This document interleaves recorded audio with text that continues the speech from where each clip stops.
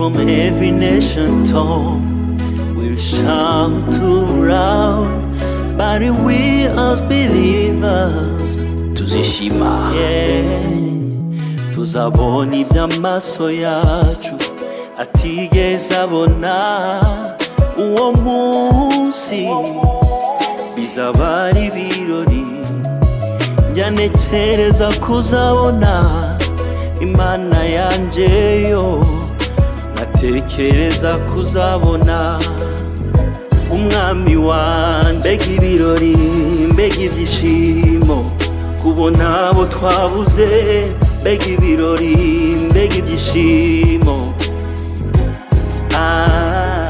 Yo, azadufata ibiganza maze adutembereze by'iyo, atwereke byose twahishwa amaso yacu. N'umwami n'umukiza azabana natwe iteka.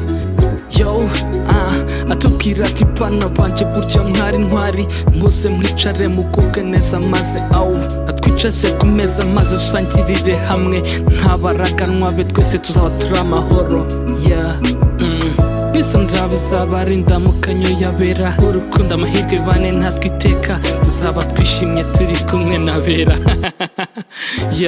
Come on.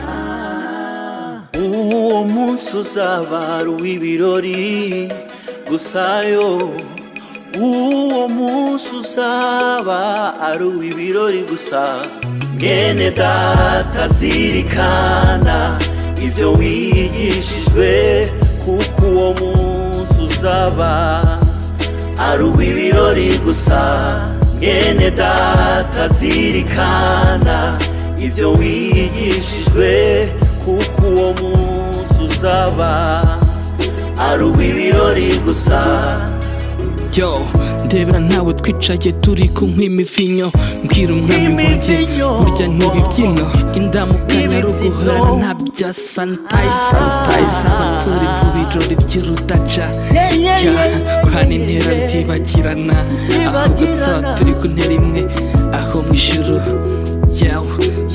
Wasibuza bugushyigishya no hamwe n'abakureye bose, uzahinduka umyonga kandi ntabwo uzibukwa ukundi. Ngaho ngwino uhindukire umukiza Yesu akugirira ibambe, maze ntawe uzaba umuragwa nk'abandi bose.